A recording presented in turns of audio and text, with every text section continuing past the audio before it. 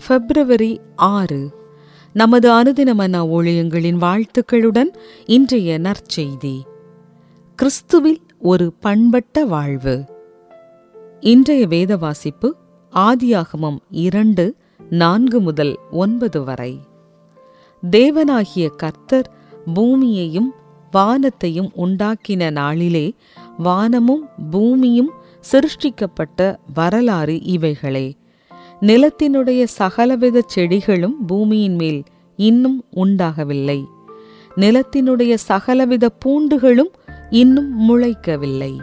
ஏனெனில் தேவனாகிய கர்த்தர் பூமியின் மேல் இன்னும் மழையை பெய்ய பண்ணவில்லை. நிலத்தை பண்படுத்த மனுஷனும் இருந்ததில்லை. அப்பொழுது மூடு பனி பூமியிலிருந்து எழும்பி பூமியையெல்லாம் நனைத்தது. தேவனாகிய கர்த்தர் மனுஷனை பூமியின் மண்ணினாலே உருவாக்கி ஜீவ சுவாசத்தை அவன் நாசியிலே ஊதினார். மனுஷன் ஜீவாத்மாவானான்.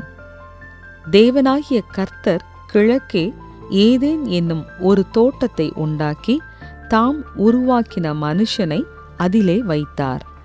தேவனாகிய கர்த்தர் பார்வைக்கு அழகும் புசிப்புக்கு நலமுமான சகலவித விருட்சங்களையும் தோட்டத்தின் நடுவிலே ஜீவ விருட்சத்தையும் நன்மை தீமை அறியத்தக்க விருட்சத்தையும் பூமியிலிருந்து முளைக்க பண்ணினார்.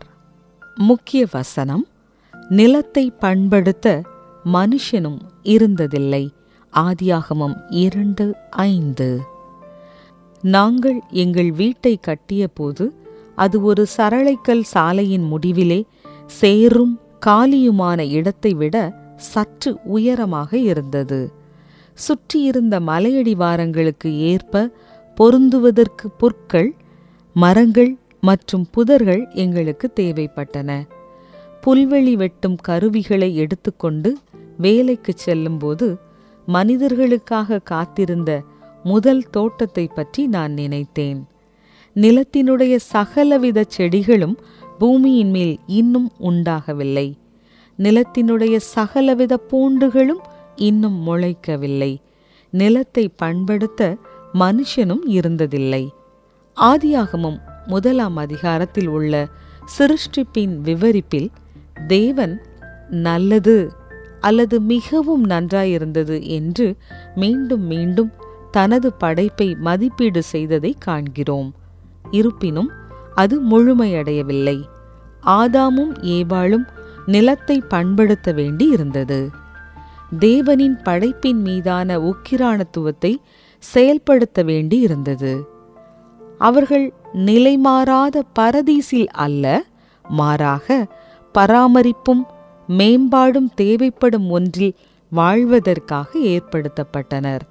ஆதியிலிருந்தே தேவன் தனது சிருஷ்டிப்பில் தன்னுடன் பங்காளியாக மனிதர்களை அழைத்தார்.